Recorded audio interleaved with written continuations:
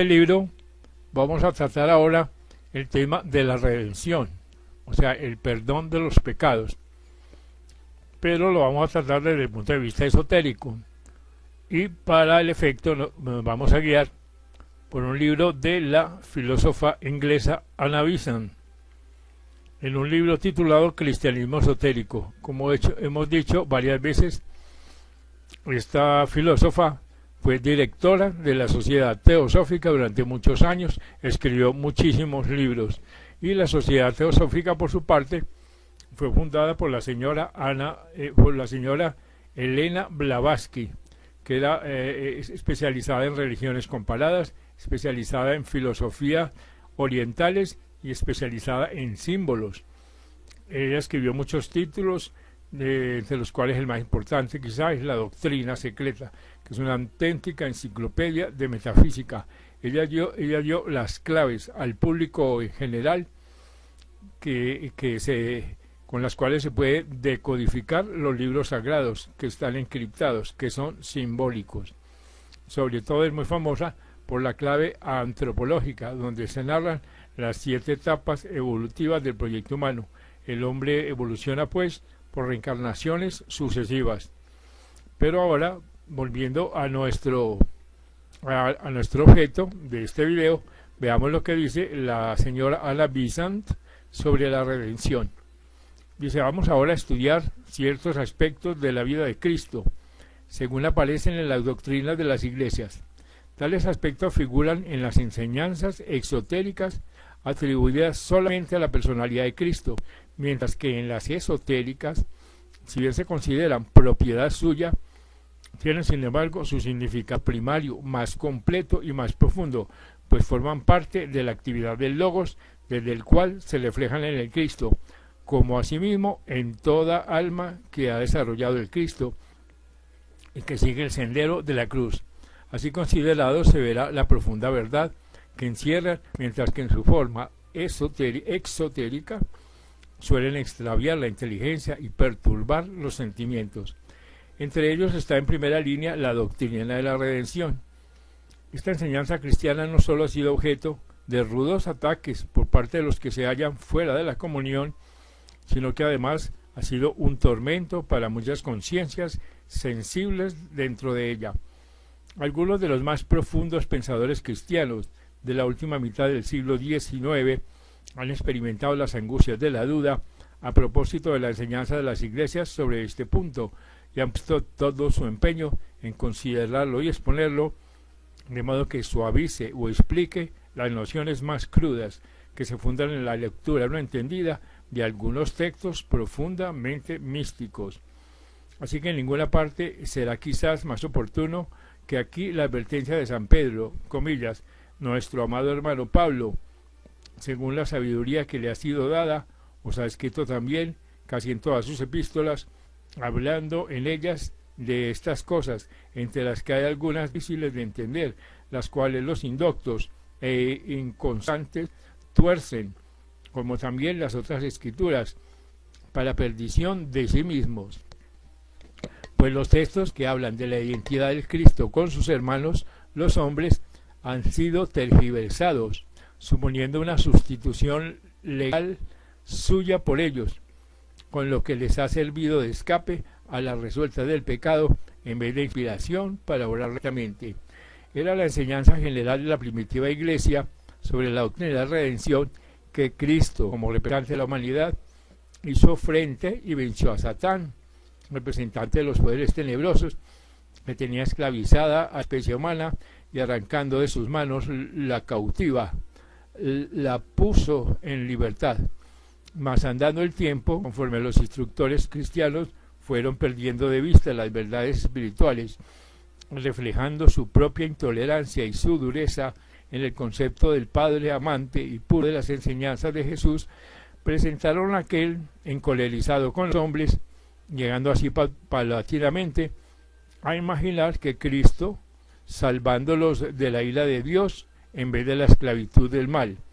Introdujéronse entonces frases legales que materializaron más y más la idea espiritual de otros tiempos, entre comillas, sistema de la redención. Así que quedó bosquejado en términos forenses. Anselmo la puso el sello en su gran obra porque Dios se hizo hombre, y la doctrina que paso a paso fue tomando cuerpo dentro de la teología cristiana llevó entonces a la firma de la Iglesia. Así que al tiempo de la Reforma, protestantes y católicos romanos creían igualmente en el carácter de subrogación o de sustitución de la obra redentora de Cristo. Sobre este punto no hubo disputa entre ellos, pero dejemos a los teólogos cristianos que expongan por sí mismos el carácter de la redención. Lutero enseña que Cristo real y verdaderamente experimentó por toda la especie humana la cólera de Dios, la maldición y la muerte. Flavel dice que Cristo fue entregado por la cólera de un Dios puro e infinito a los tormentos mismos del infierno, y esto por mano de su propio Padre. Así que la homilía anglicana predica que, comillas, el pecado fue el que impelió del cielo a Dios para hacerle sentir los horrores y tormentos de la muerte. Y más adelante dice, y que el hombre, tizón del infierno y esclavo del diablo, comillas, fue rescatado por la muerte de su muy amado y único Hijo. Así que el fuego de su ira, su ardiente cólera, solamente pudo ser aplacada, entre comillas, por Jesús. Tan grato fue el sacrificio y oblación de la muerte de su Hijo. Más lógico, y más adelante dice, Edwards juzgó por gran injusticia que el pecado fuese castigado 2 veces y que se impusiese la pena del infierno, castigo del pecado, infligido así 2 veces, primeramente a Jesús, sustituto de la humanidad, y luego a los condenados, parte de la humanidad. Por esto se sintió impulsado, en unión de la mayor parte de los calvinistas, a limitar la redención a los elegidos, declarando que Cristo sobrellevó los pecados, no de todo el mundo, sino de los escogidos de entre el mundo, que sufrió, comillas, no por el mundo, sino por aquellos que tú has puesto en manos. Pero Edwards, que es un gran escritor, se adhiere firmemente a la creencia de la sustitución y repugna la redención universal, fundando en que, comillas, creer que Cristo murió por todos es el modo más seguro de probar que no murió por nadie, en el sentido que los cristianos lo han creído hasta hoy. Y declara, comillas, Cristo fue víctima de la cólera divina por los pecados de los hombres, que Dios lanzó sobre el pecado su cólera merecida y que Cristo por el pecado sufrió las penas del infierno. Owen, que es el otro pensador, considera las penalidades de Cristo como, comillas, una completa y valiosa compensación a la justicia divina por todos los pecados de los elegidos, y dice que sufrió el castigo que ellos mismos estaban obligados a sufrir. Así que en prueba de estas opiniones fueron autorizadamente enseñadas en las iglesias. Escribí más adelante, Struth presenta a Cristo apurando la copa de la cólera divina, entre comillas, y otro escritor, Jenkins, dice, sus sufrimientos son de aquel a quienes Dios despoja y reprueba y abandona. Dwight, otro escritor, considera que sufrió el odio y el desprecio de Dios. El obispo June nos dice que después que el hombre hubo hecho todo el mal que pudo, quedóle a Cristo la carga de lo peor, o sea, caer en manos de su padre. Y el arzobispo Thompson proclama que, comillas, la nube de la cólera divina se condensaron sobre toda la especie humana, mas descargaron sobre Jesús solo. Él viene a ser para los otros una maldición y un vaso de ira. Lidon repite el propio concepto. Los apóstoles enseñan que los hombres son esclavos y que Cristo pagó en la cruz su rescate. Cristo crucificado fue voluntariamente condenado y maldecido. Hasta llega a expresarse así el preciso cúmulo de ignominia y dolor que la redención requería, y dice que la víctima divina satisfizo más de lo que era absolutamente necesario. Ahí afirma la señora Besant. Tales son las opiniones contra las cuales el sabio y profundamente religioso señor MacLeod Campbell escribió su muy conocida obra en el tormento, libro que contiene muchos pensamientos verdaderos y hermosos, y otro autor, F. D. Maurice, y otros varios cristianos han tratado de librar al cristianismo del peso de una doctrina tan destructora que las verdaderas ideas acerca de las relaciones entre Dios y el hombre. A pesar de todo esto, al dirigir una mirada retrospectiva sobre los efectos producidos por esta doctrina, observamos que la creencia en ella, aun en su forma legal, para entonces exotérica y cruda, guarda íntima trabazón con algunos de los más elevados desarrollos de la conducta cristiana, aunque muchos de los más nobles ejemplares de los creyentes en Cristo han sacado de ella su fortaleza, su inspiración y sus consuelos. Sería injusto, pues, no reconocerlo así, y pues tropezamos con un hecho que nos sorprende por su incongruencia, será bien que nos detengamos en él y tratemos de comprenderlo. Porque si esta doctrina no contuviese más de lo que sus impugnadores de dentro y fuera de las iglesias han visto en ellas, si en su verdadero significado fuese tan repulsiva al entendimiento de la conciencia como muchos pensadores cristianos pretenden, no hubiese podido ejercer fascinación impulsiva sobre las mentes y los corazones humanos, no hubiese podido ser causa de heroicas abnegaciones, de sacrificios conmovedores y patéticos en pro de la humanidad.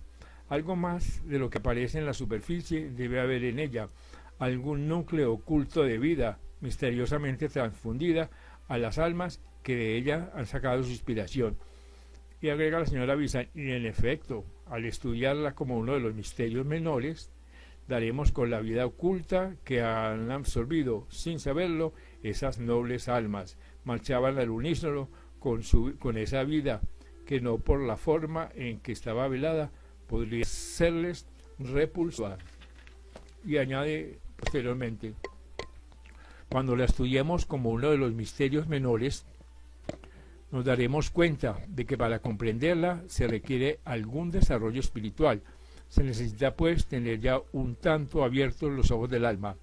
El asirla exige que su espíritu se haya desenvuelto, siquiera sea de un modo parcial, en nuestra vida.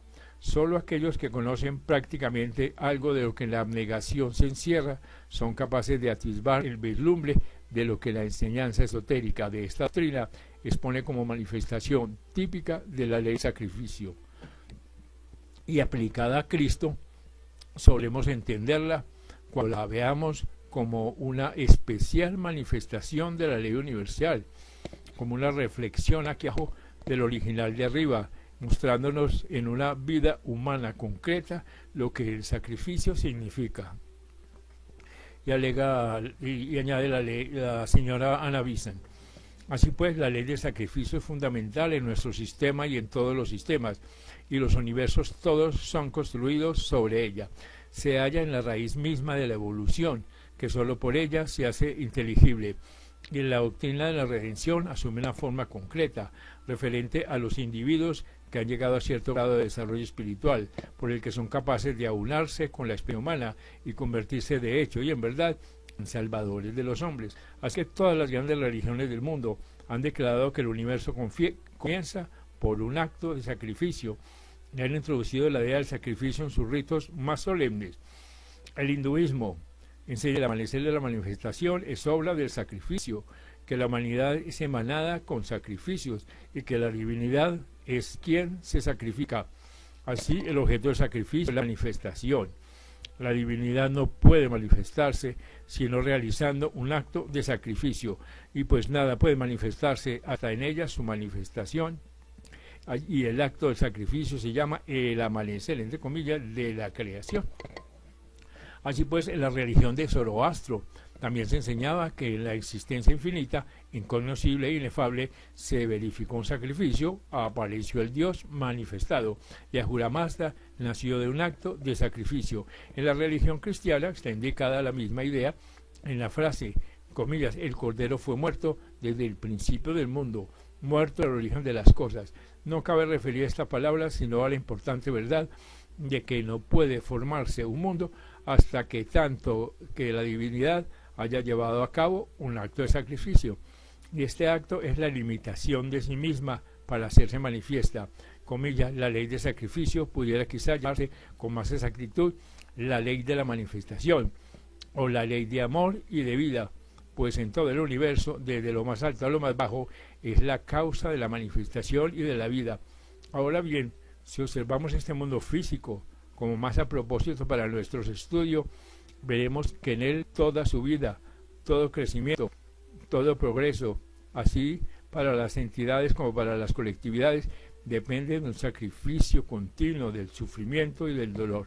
El mineral es sacrificado al vegetal, al vital al animal, y uno y otro al hombre, y los hombres a los hombres, y todas las formas superiores se quiebran de nuevo para reforzar una vez más con sus constituyentes esparcidos los reinos inferiores.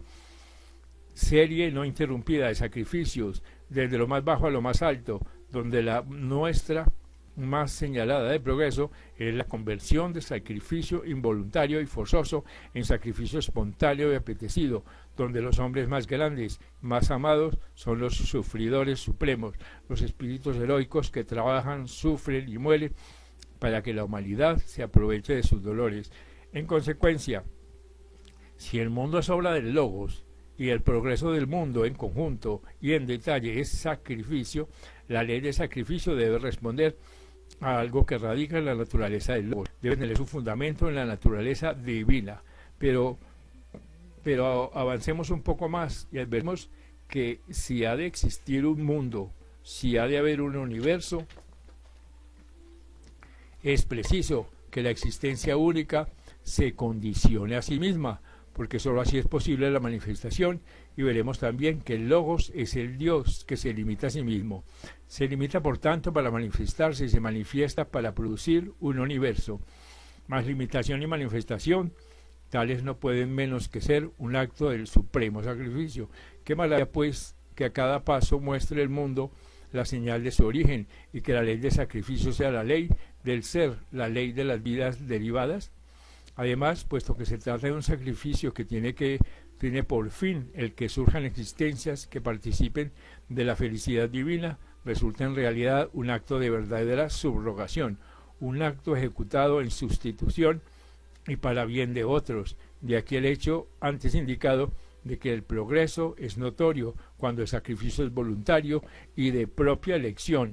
Y así tenemos, por cierto, la humanidad llega a la perfección en el hombre que se da del todo a sus semejantes y a costa de sus sufrimientos adquiere para la especie humana excelsos bienes.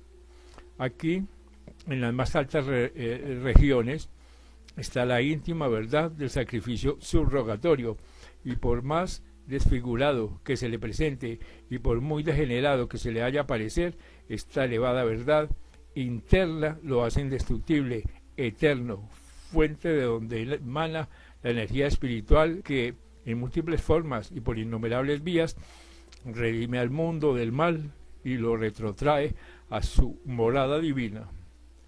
Y añade la señora Bizan, cuando el Logos surgió del seno del Padre, comillas, en aquel día en que se dice que fue engendrado, comillas, al amanecer del día de la creación y de la manifestación, en que Dios por su medio hizo el universo, Él, por su propia voluntad, se limitó a sí mismo, formando una esfera, por decirlo así, que estuviera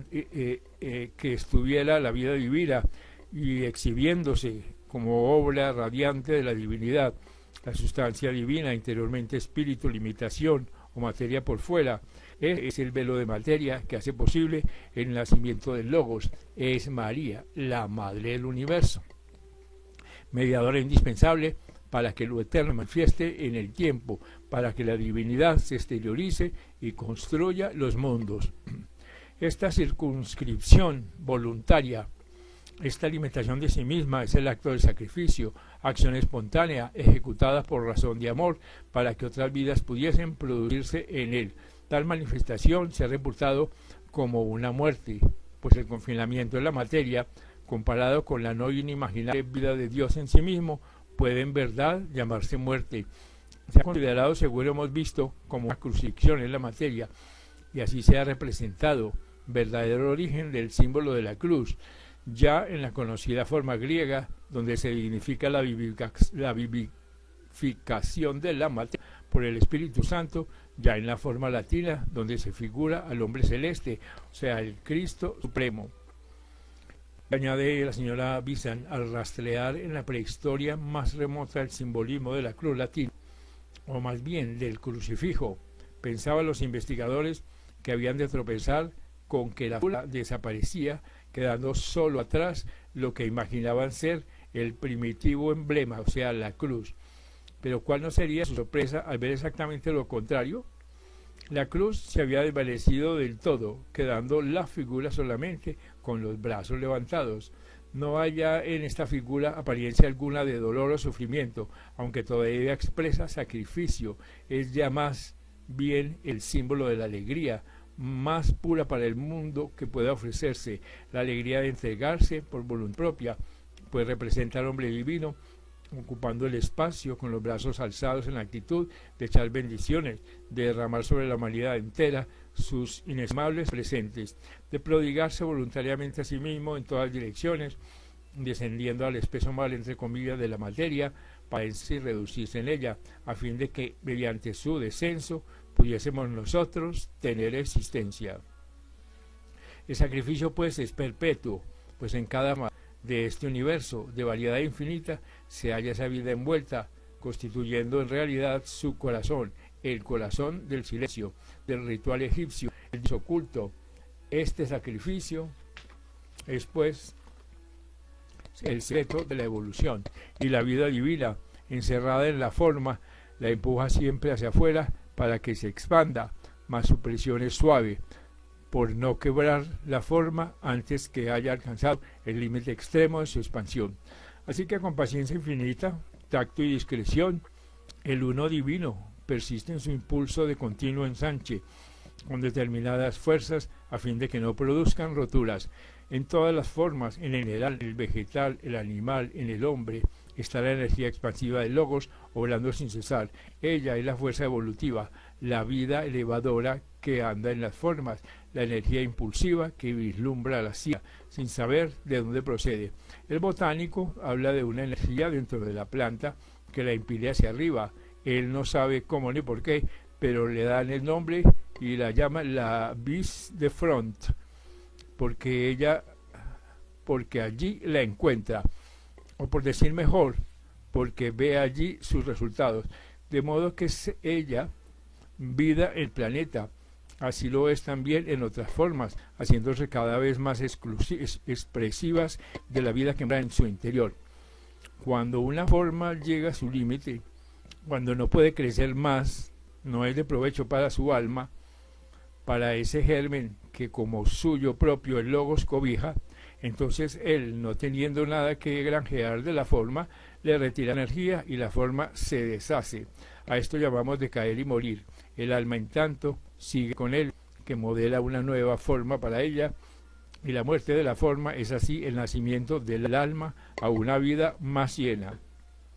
Si mirásemos con los ojos del espíritu y no con los de la carne, en vez de gemir ante la forma que perece, ante el cadáver que devuelve los materiales de que fue construido, nos regocijaríamos por la vida que marcha adelante a ocupar una forma más noble y más apta para el desarrollo proseguido sin cesar de sus poderes latentes. Mediante este perfecto sacrificio del logos, todas las vidas existen. Esta es la vida a cuyo influjo el universo cambia de continuo, vida única, envuelta en miríadas de formas que lleva siempre venciendo gentilmente su resistencia.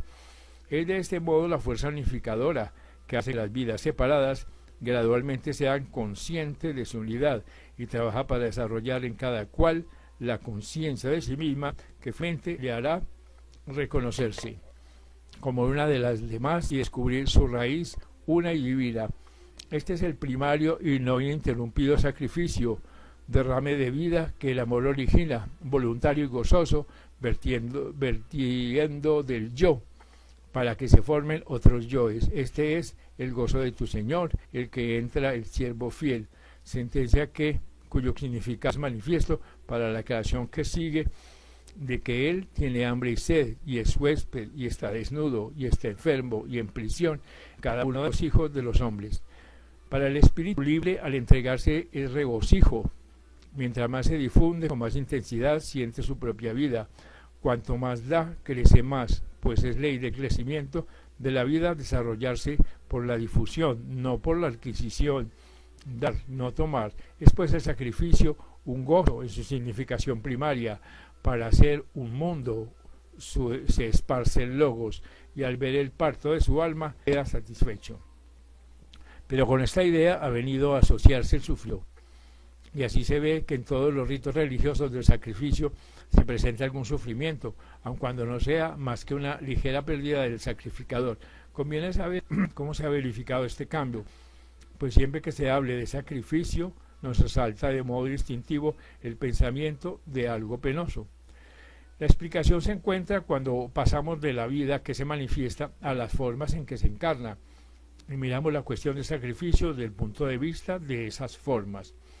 Mientras que la vida de la vida consiste en dar, la vida o persistencia de las formas consiste en tomar, pues éstas se gastan con el uso, se menoscaban con el ejercicio. Para durar tienen que extraer de fuera de sí materiales nuevos con que reparar sus pérdidas, de lo contrario decaen y se deshacen. La forma tiene pues que tomar y guardar y construir en sí misma con lo que ha escogido. De no hacerlo así, es de que persista. Así que la ley de crecimiento de la forma es tomar y asimilarse lo que le ofrece el universo amplísimo. Y como la conciencia se identifica a sí misma con la forma, consideran como a sí misma, de aquí que el sacrificio quiera aspecto penoso. Claramente se percibe que dar o perder lo ganado quebranta y socava la acción de la forma, y de este modo la ley del sacrificio viera a ser ley de sufrimiento en vez de regocijo. El hombre tenía que aprender de la constante destrucción de las formas y del sufrimiento que le es inherente, que no debe identificarse a sí mismo con tales cosas mutables, quebradizas, sino con la vida creciente y duradera. La lección ha sido esta, no solo de la naturaleza externa, sino también de los maestros que al dar a las religiones la incluyeron en sus enseñanzas.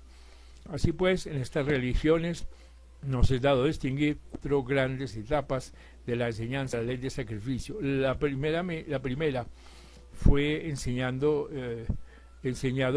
el hombre a sacrificar parte de sus bienes materiales para conseguir mayor prosperidad material, y en su virtud hizo sacrificios en caridad de unos prójimos y en holocausto a sus dioses, según lo vemos por las escrituras de los hindúes, mazdeístas y judíos, y aún de todo el mundo.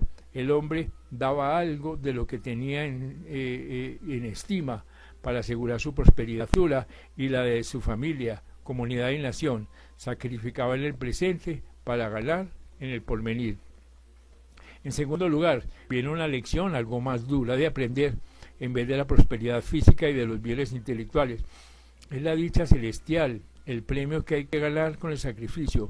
Así pues hay que conquistar el cielo, la felicidad de gozarse más allá de la muerte. Tal es la recompensa de los sacrificios hechos mientras se vive en la tierra.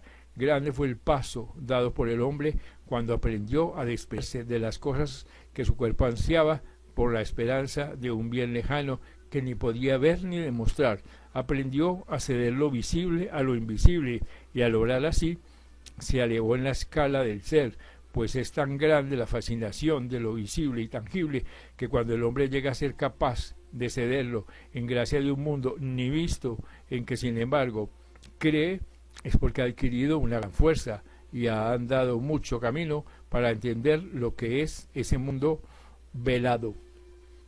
Así pues, el martirio sufrido, la calumnia afrontada, la soledad resistida y toda cuanta pena, vergüenza y miseria pueda fragar la humanidad, soportadas con paciencia ante la perspectiva de lo que está en el más allá de la tumba. Ciertamente en todo esto se ve todavía el deseo de la celeste gloria, pero no es poca cosa el poder estar solo en la tierra, sino otro amparo que el de una compañía espiritual, apegado firmemente a la vida interna, cuando la externa es una continua tortura. La tercera lección vino cuando el hombre, considerándose parte de una vida más extensa, se sintió dispuesto a sacrificarse para bien del todo y llegó a ser bastante fuerte para reconocer que el sacrificio era un deber, que una parte, un fragmento, una unidad de la suma de la vida ha de subordinarse a la totalidad.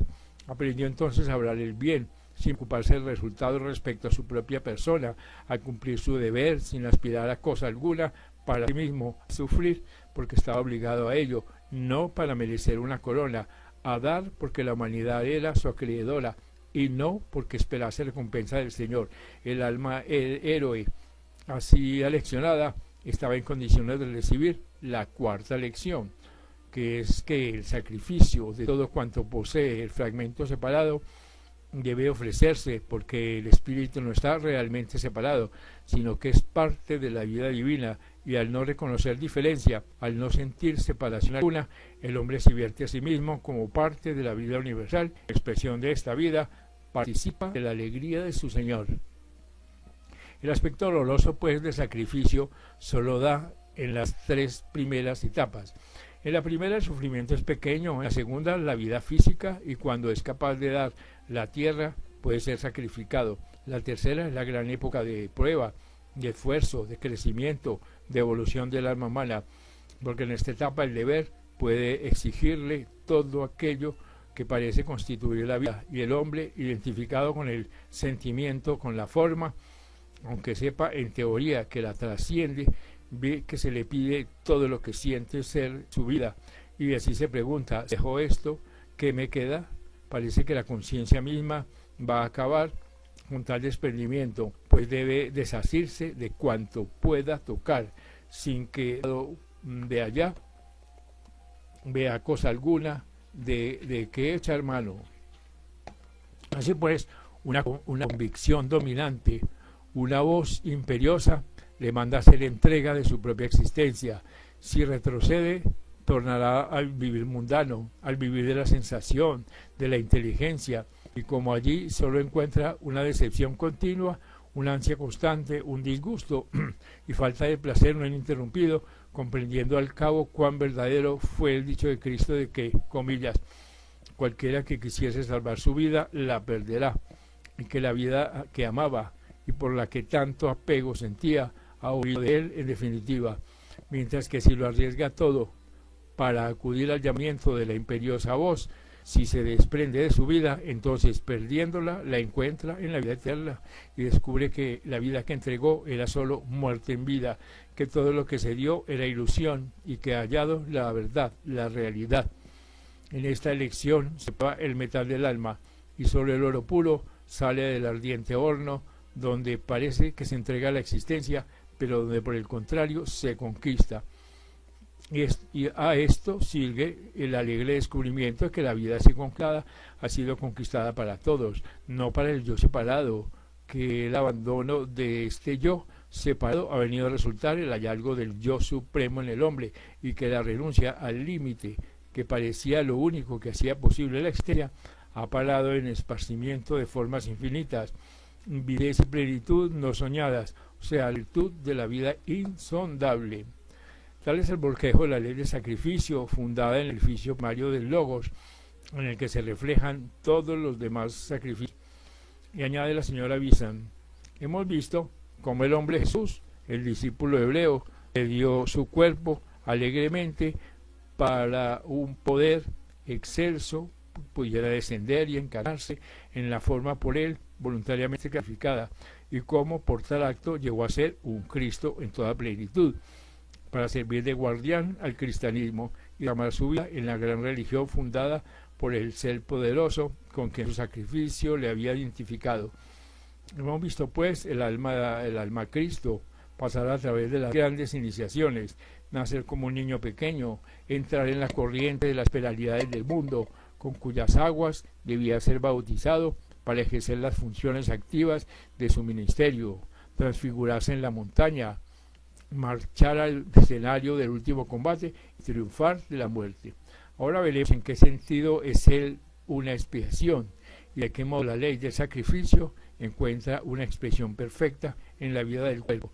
Pero esto será en el próximo video, así que tenemos de esta forma una breve explicación de lo que es la redención, que es ni más ni menos que la ley del sacrificio.